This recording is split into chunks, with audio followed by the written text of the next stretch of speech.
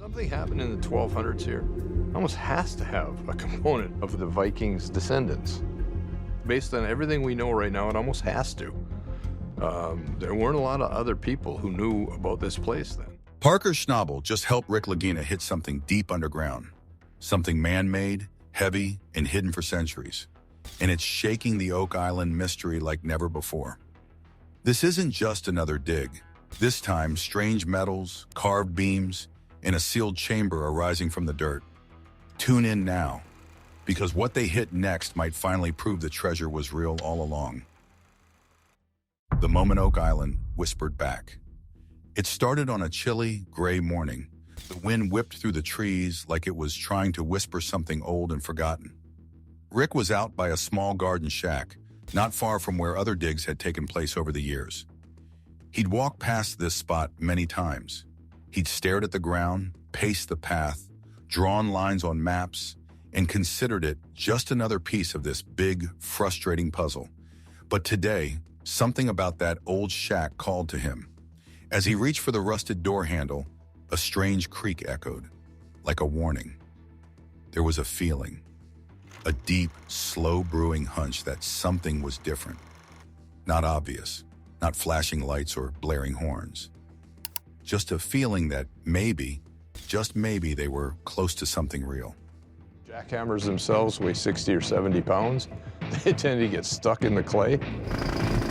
It is some of the hardest work I've done in many years. Not theories, not guesses, but solid, buried proof. He wasn't carrying a magic map or fancy blueprints. He had something better. A gut feeling that matched Rick's.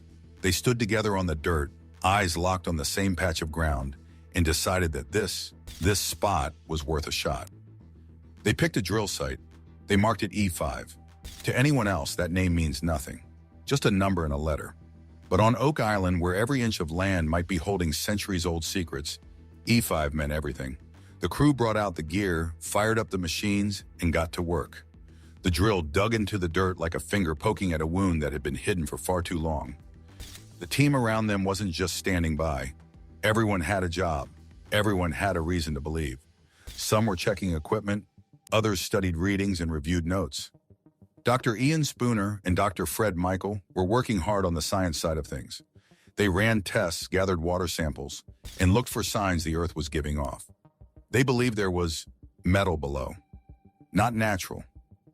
Not something that happened by chance, something placed. Something with a purpose. Their tools found signs. Metal that didn't belong. Signals that pointed toward man-made objects. The kind that suggested someone had been down there long ago, hiding something valuable. Not just gold, not just coins. Something with meaning. Might there be a chance here to discover the treasure once and for all? Sure. There's all of these clues that strongly suggest this area. Something important. At about 100 feet down, the drill hit something strange. The chunks it brought up weren't the usual muddy mess. There was structure to it, clay-covered pieces that looked like they had been part of something built. Not nature. They weren't digging for treasure just to be rich. It was more than that. It was about proving something, that the stories were real, that people hadn't wasted their lives chasing fairy tales, that Oak Island wasn't just a legend, but a living, breathing place with a secret buried deep. The drill kept spinning. Each inch deeper brought more tension. No one said much. They all just watched, waited, thought about what it could mean. What if they hit a chamber, a tunnel, a vault full of artifacts? The team talked about next steps. Maybe they could dig sideways from the shaft, try to find a path that led to something bigger. A room, a stash, a message from the past. Plans were made, ideas bounced around. But everyone knew one thing: they had to keep going.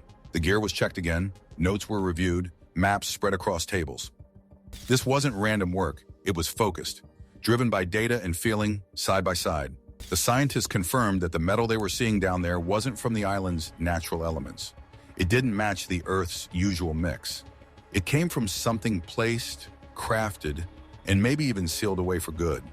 They were integral to the ability of someone or someones to come across the North Atlantic to the Maritimes and do this work. The stories about Oak Island are long and winding. Some say pirates hid their loot there.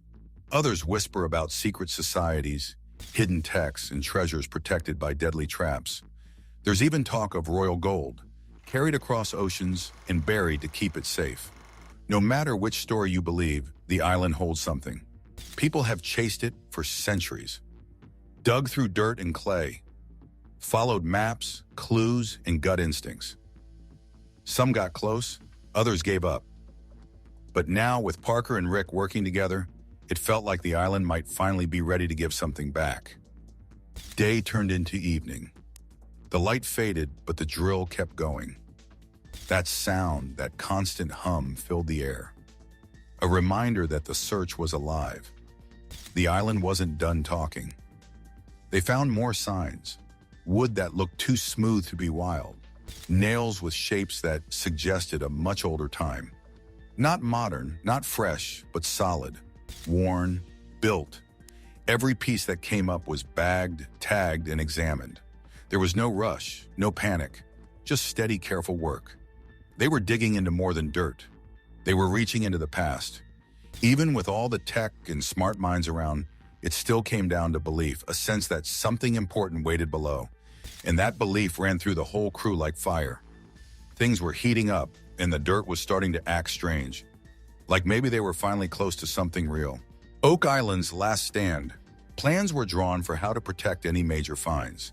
If they hit something big, they had rules ready. Who to call, what to check, how to study and preserve every inch. They weren't digging just to find treasure. They were uncovering a story. The season was almost over. Winter winds would soon freeze the island, making digging impossible. This was their last chance before months of waiting. They knew that. Every drill turn was one step closer to either an incredible discovery or another year of wonder. The ground was giving up pieces that hadn't seen light in centuries. The clues were stronger, the signs clearer, and everyone felt it. Parker, usually full of energy, stood quieter. His eyes followed the drill, his thoughts buried just as deep.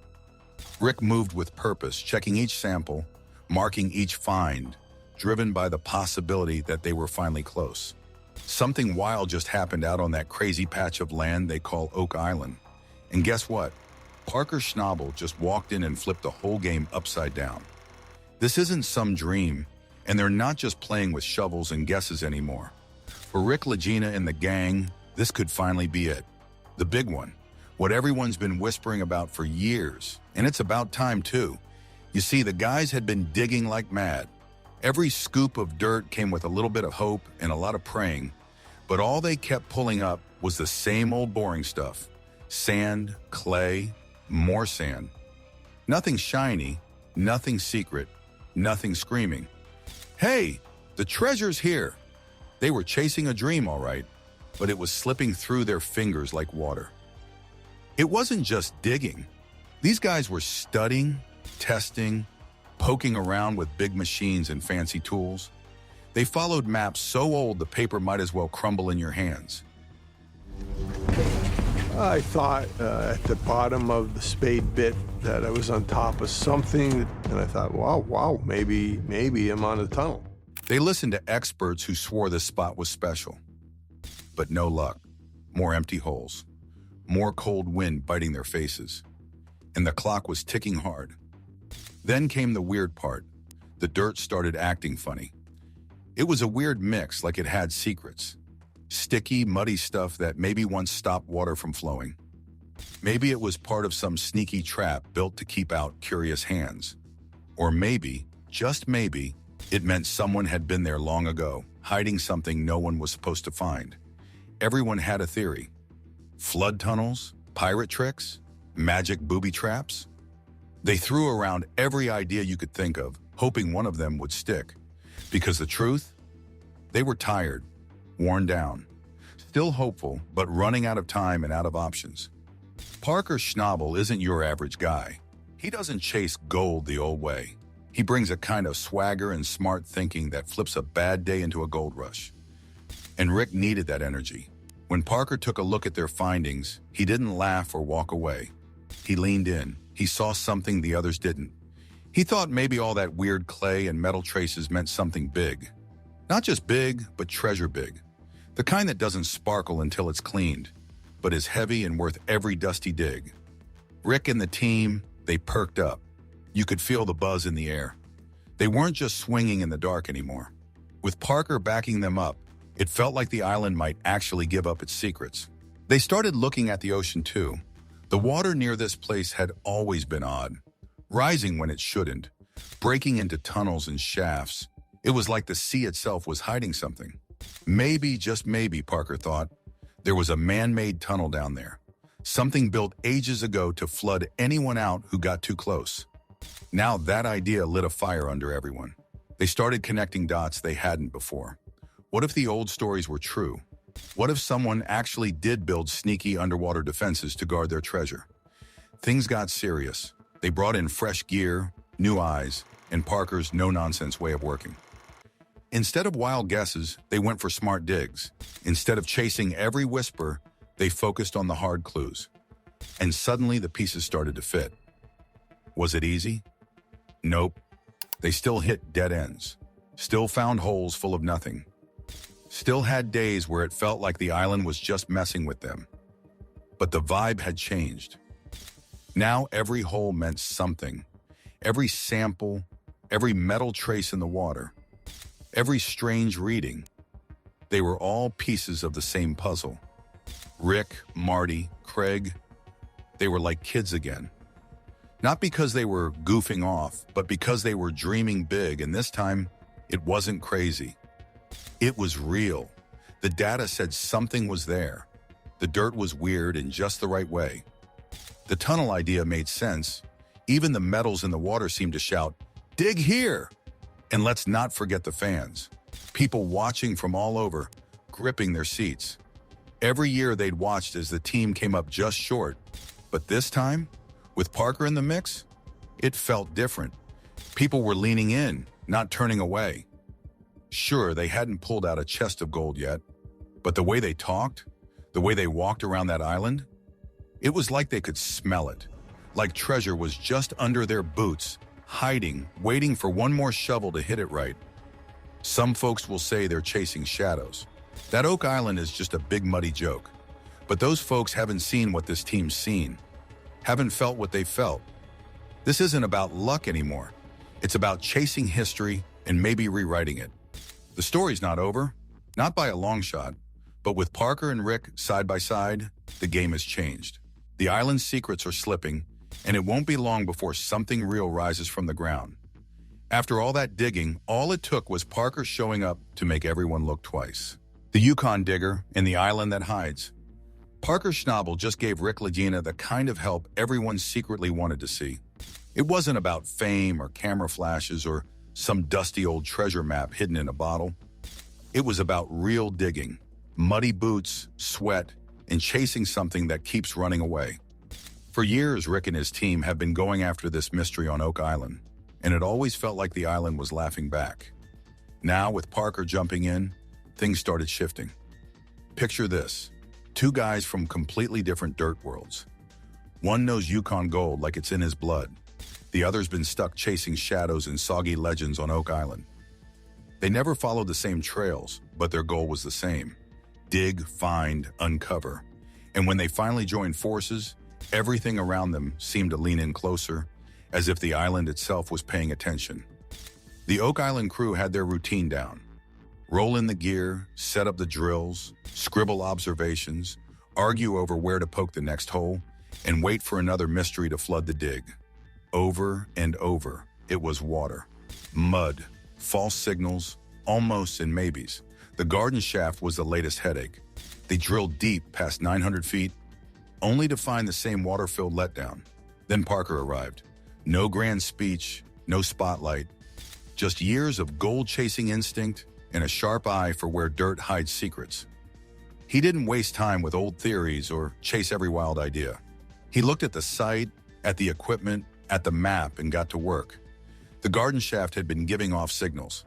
Metal, maybe. Some kind of buried container, they hoped. Fred from the crew had been convinced those pings meant something. But the first try hit a wet mess. With Parker's help, they reran the scans, read the data differently, and tried again. This time, they hit old beams. Thick, carved, heavy. The kind of wood you don't find by accident at that depth. Maybe it was ship parts, maybe something else. But it was built, not dropped. The surrounding layers held fragments that sparkled under the lights. Not fool's gold, not trash. Something worth sending to the lab. Next came Aladdin's Cave. The name was a little much, but the hype wasn't. The cave was a flooded pit, lined with wood and mystery. Cameras went down. Probes scanned every edge. Inside, they found bits of precious metals, too small to name, but enough to stir the air. Parker suggested approaching the zone from a new angle, something no one had tried yet. It changed the results. Suddenly, the cave didn't feel like just a hole in the ground. It felt like a place meant to be hidden. Even the baby blob, a name that always got eye rolls, got another look. Before it gave them nothing, but now with Parker adjusting the drill paths and helping the team rethink their data, it offered more than just wet clay. Wooden structures, patterns in the earth, something built and buried with purpose. The money pit, forever full of broken dreams, had its own moment. Places thought to be empty were buzzing again. The scans, the maps, everything started to point to overlaps, threads crossing, zones aligning. It was less guesswork, more strategy.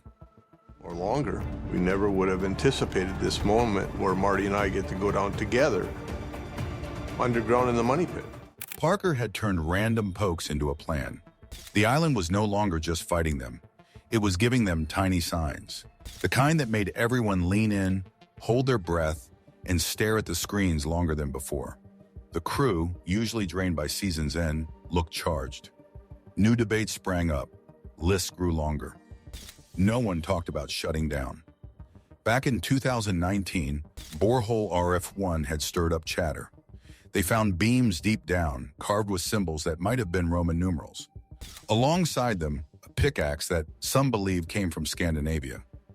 History lovers went wild, but without anything to connect those finds to a bigger picture, it all faded out. Now those same symbols made their way into the current dig plans. Suddenly, everything old felt fresh again. Then there was Borehole H8, dug back in 2017. It coughed up what might have been pieces of a vault, even bits of parchment and what looked like leather from a book cover. At the time, it was huge. But again, no follow-up. This time, with Parker pushing the team to chase patterns and connect the dots, they're linking those old finds to the new ones. Instead of dozens of loose pieces, it's becoming a puzzle. The thing about Oak Island is that it never gave straight answers. One week, you're pulling out iron scraps. The next, a beam that looks centuries old. And between it all, theories stack up higher than the equipment. But now, instead of just stacking those stories, they're comparing them, marking them, matching timelines. Every clue gets a second look. Even with all the excitement, they know better than to expect a glowing treasure chest. That's not what this is anymore. It's not about fairy tale rewards. It's about proving something was really hidden here, something someone didn't want found. The island has seen hundreds of diggers come and go.